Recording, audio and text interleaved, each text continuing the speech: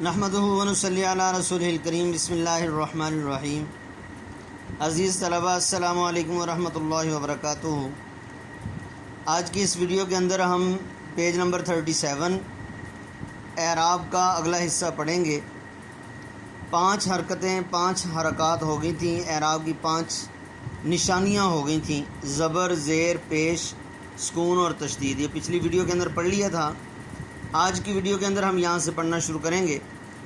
مندرجہ بالا 5 علامات اردو میں عام طور سے استعمال ہوتی ہیں، لیکن ان کے علاوہ کچھ علامات ایسی بھی ہیں جو نسبتاً کم استعمال کی جاتی ہیں، لیکن صحیح تلفظ کے لیے ان کا جاننا بھی ضروری ہے۔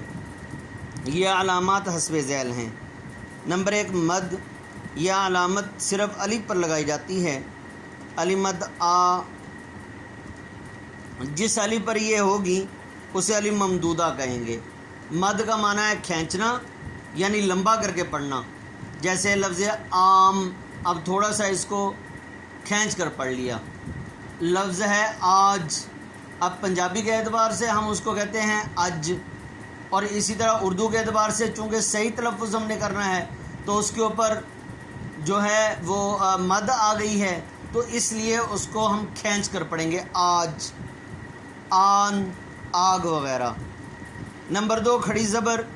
یہ علامت صرف عربی الفاظ میں استعمال ہوتی ہے، مثلا اسحاق، یہ چھوٹا سا اوپر یہ کھڑی زبر لگی ہوئی ہے، الف بنایا ہوا ہے ہا کے اوپر، میں ہا پر کھڑی زبر ہے۔ اسی طرح عیسیٰ، موسیٰ اور اللہ، لفظ اللہ پر بھی کھڑی زبر ہے۔ نمبر 3 کھڑی زیر۔ یہ علامت حرف کے نیچے لگائی جاتی ہے، جیسے آلی ہی، بعینی ہی، فی نفسی ہی وغیرہ۔ اب کھڑی زبر میں چونکہ کھڑی زبر اوپر لگائی جاتی ہے، زبر اوپر ہوتی ہے تو کھڑی زبر بھی اوپر ہوتی ہے، تو اس اعتبار سے ہم اس کو اوپر کو کھینچیں گے۔ اور آلی ہی یعنی کھڑی زیر میں زیر نیچے ہوتی ہے، کھڑی زیر بھی نیچے ہوتی ہے، تو اس اعتبار سے جس حرف کے نیچے کھڑی زیر ہوگی ہم اس کو ذرا نیچے کو کھینچ کے پڑھیں گے۔ اب سوال یہ ہے کہ کھینچنا کتنا ہے، تو اس کے بارے میں تجوید کا اور عربی کا ضابطہ ہے کہ 1 الف کی مقدار کھینچنا ہے۔ تو 1 الف کی مقدار کا ہمیں کیسے پتہ چلے گا؟ 1 الف کی مقدار کا ہمیں اس طرح پتہ چلے گا کہ ہم نارمل کنڈیشن میں جو ہے اگر انگلی کھلی ہے تو اس کو بند کرنا ہے 1 انگلی کو، اور اگر انگلی بند ہے تو اس کو کھولنا ہے۔ مٹھی مثال کے طور پر ہم نے بند کی، اب مٹھی بند کرنے کے اعتبار سے اس میں سے 1 انگلی کھولنی ہے نارمل کنڈیشن میں، تو نہ تو زیادہ جلدی اور نہ ہی زیادہ آہستہ، نہ کھولنا ہے زیادہ جلدی اور نہ ہی بند کرنا ہے زیادہ جلدی، اسی طرح نہ زیادہ آہستہ سے کھولنا ہے نہ زیادہ آہستہ سے بند کرنا ہے۔ مثال کے طور پر فی نفسی ہی، اب 1 انگلی کی مقدار اس کو کھولنے کی مقدار کے برابر اس کو کھینچنا ہے۔ اسی طرح مد کی بھی جس طرح یہ مد ہے، اس میں بھی عربی کے اعتبار سے 2 مدیں ہوتی ہیں، 1 مد چھوٹی ہے، 1 مد بڑی ہے۔ چھوٹی مد کو 2 الف کی مقدار اور بڑی مد کو 3 الف کی مقدار، یعنی 3 انگلیاں یک کے بعد دیگرے، ایک کے بعد دوسری، دوسری کے بعد تیسری، اس طرح سے انگلیاں کھولنی یا بند کرنی ہیں۔ جی آگے دیکھیں نمبر 4 الٹی پیش۔ یہ علامت پیش اور واو کی قائم مقام ہوتی ہے، مثلا داود۔ اب دیکھیں یہاں پر ایک غلطی ہو گئی ہے، یہاں پر واو کے آگے دال لکھا ہے، یہاں واو کے آگے واو ہی آئے گا۔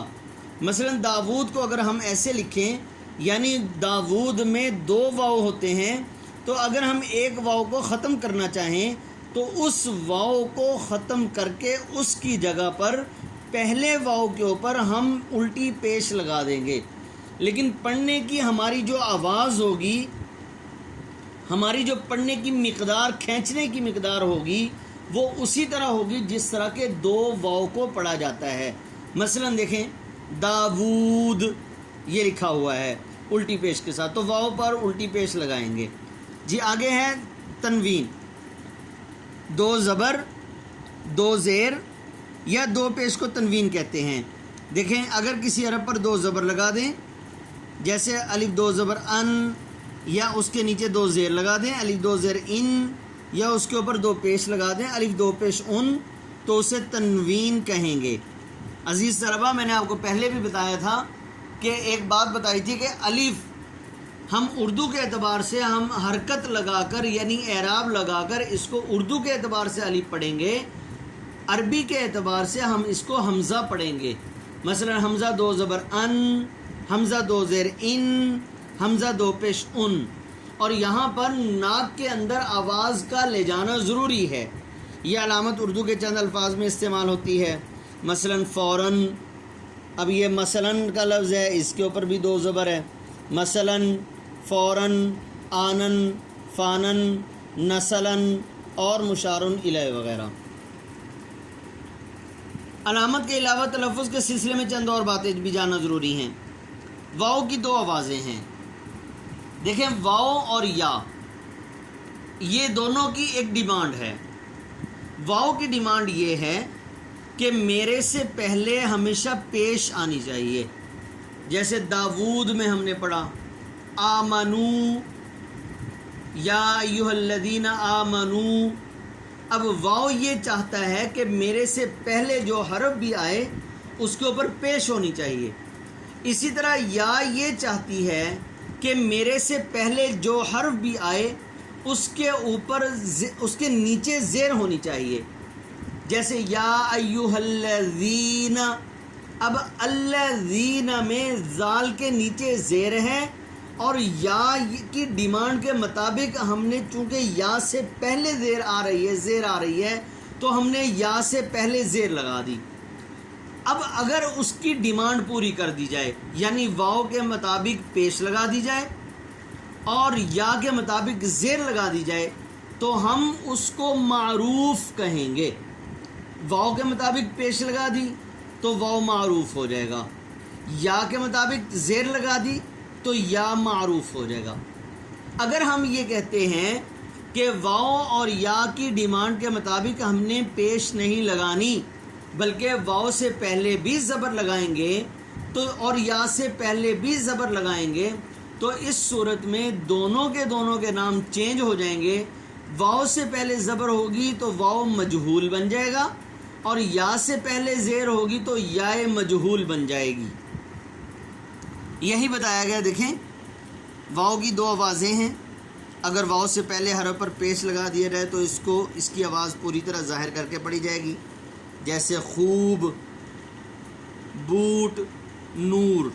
اس واؤ کو واؤ معروف کہتے ہیں۔ دوسرا واؤ مجہول ہے، اس سے پہلے حرف پر کوئی علامت نہیں لگائی جاتی، جبکہ عربی کے اعتبار سے اس پر زبر لگائی جاتی ہے۔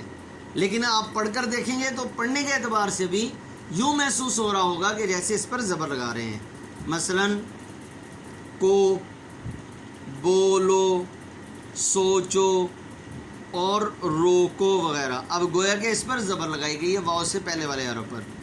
واؤ کی طرح یا کی بھی 2 آوازیں ہوتی ہیں، جس یا سے پہلے حرف کے نیچے زیر ہوگا اسے خوب ظاہر کر کے پڑھا جائے گا، مثلا تیر، تیتر، پیر، کھیر، ہیر۔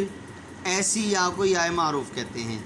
دوسری یا جس کے پہلے حرف کے نیچے کوئی علامت نہیں لگائی جاتی، جبکہ عربی کے اعتبار سے اس پر زبر لگائی جائے گی، یا مجہول کہلاتی ہے، مثلا شیر، بیر، بٹیر۔ بچوں کی سہولت کے لیے یا معروف کو چھوٹی یا اور یا مجہول کو بڑی یا بھی کہتے ہیں۔ اب ہم ذیل میں چند مشہور الفاظ کا تلفظ تحریر کرتے ہیں، یہ انشاءاللہ اگلی ویڈیو کے اندر۔ السلام علیکم ورحمۃ اللہ وبرکاتہ۔ آپ نے یہ علامات یاد کر لینی ہیں، پیج نمبر 38 اور پیج نمبر 37۔